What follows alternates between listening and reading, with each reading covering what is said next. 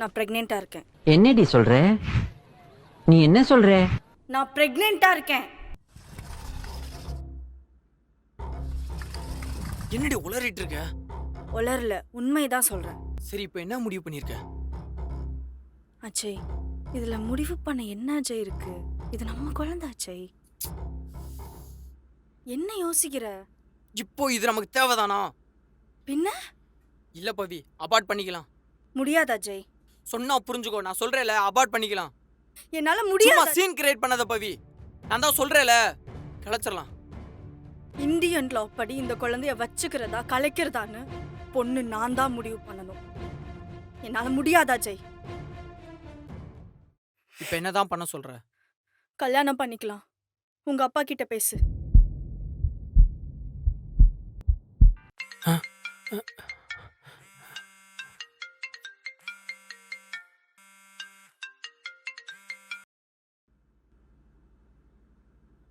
சொல்லுப்பா.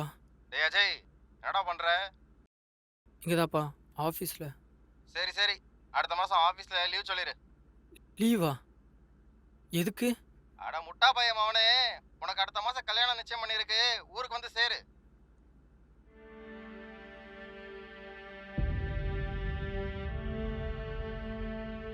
அப்பா, இங்கே நான் ஒரு பொண்ணை லவ் பண்ணுறேன்ப்பா.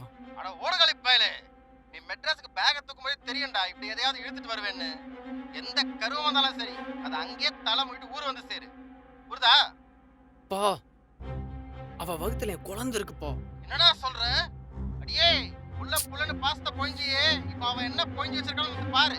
எந்த ஜாதி இளவன்னு தெரியாம கண்ட கருமத்தை மேய்ச்சிட்டு வந்து நிக்கிறான். இனி ஊருக்குள்ள எப்படி தள்ளன்னு நினைப்ப? நம்ம வம்ச கௌரவத்தையே குழி தோண்டி புதைச்சிட்டான். எனக்கு புள்ளையே இல்லைன்னு நினைச்சுக்கிறேன். எங்கேயாவது போய் செத்து தொலைஞ்சிரு. இனி ஊர் பக்கமே வந்துடாது. பா, அவளும் நம்ம ஆளுக தான். சரி சரி, மருமகளை எப்போ ஊருக்கு கூட்டு வர? வர்றேன்.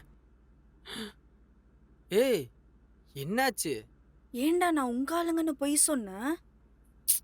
1000 பொய் சொல்லி கூட ஒரு கல்யாணத்தை பண்ணலாம். நான் ஒரே ஒரு பொய் இதெல்லாம் சொல்லியிருக்கேன்.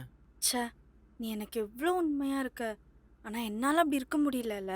கொஞ்சம் சுற்றி வளைக்காம நேரா சொல்றியா? அதாவது நம்ம கல்யாணத்தை பத்தி நீயும் உங்க வீட்ல சொல்றான்னு சொல்றியே தவிர சொல்ல மாட்ற. அதனாலதான் நான் சின்னதா ஒரு டிராமா பண்ணேன். சொல்லிட்டேன். ட்ராமாவா? ஆக்சுவலா நான் பிரெக்னென்ட்டாவே இல்லை. பொய் சொன்னேன்.